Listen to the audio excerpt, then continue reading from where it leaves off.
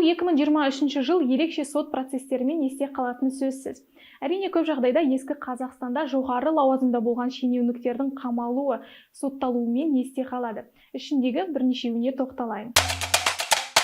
18 жылға сотталған Кәрім Мәсімов. Қаралы қаңтарға қатысты қылмыскер танылып, 2022 жылы 6 қаңтар күні Ұлттық қауіпсіздік комитеті Кәрім Мәсімовке мемлекетке сатқындық жасады деген айып тағып, Қазақстан Республикасының қылмыстық кодексінің 175 бабының 1 бөлігі бойынша тергеуге алған еді. Сот шешімі бойынша ол 18 жылға бас бостандығынан айырылды.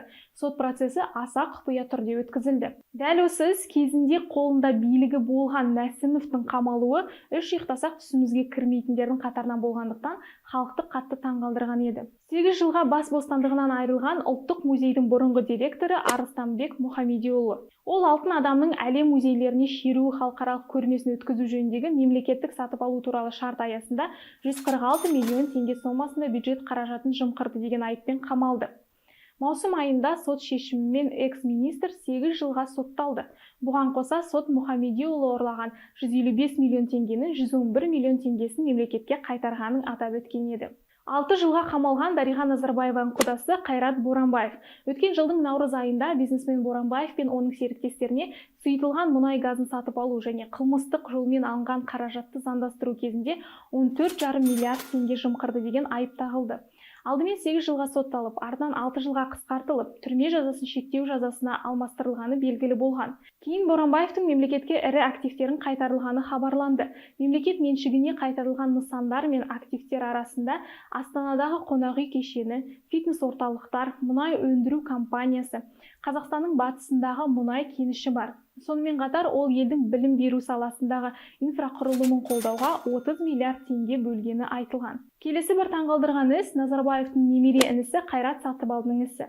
Жақында Қазақ Телеком акционерлік қоғамындағы жымқыру фактісі бойынша 6 жылға сотталған Сатыбалдының мерзімінен бұрын шартты босатуға берген өтініші сотпен қанағаттандырылмаған.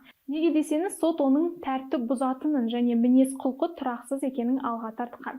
Бұдан бөлек марафоншы Марат Жыланбаев, оператор Роб ісі, қаңтар оқиғасына қатысты қамалғандардың ісі де өткен еді. Бүгінде сот ісі дегенде еске түсетін ең бір сорақысы. Әрі ел болашағы үшін маңызды сот істерінің бірі Бишімбаевтың ісі.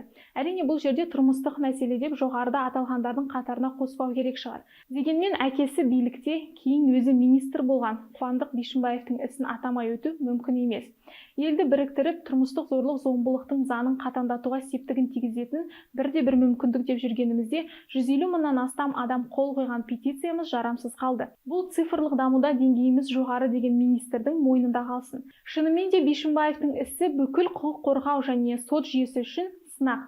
Осы істің негізінде қоғам мемлекетте әділеттіліктің болуын бағалайды. Әрбір азаматының құқығы сақталған, қорғалған зайырлы мемлекетте жарқын өмір сүреміз деген үмітпен 2024 жыл елге құтты, берекелі болсын деген ниетпен сіздермен қоштасамын. Аман, сау болыңыздар.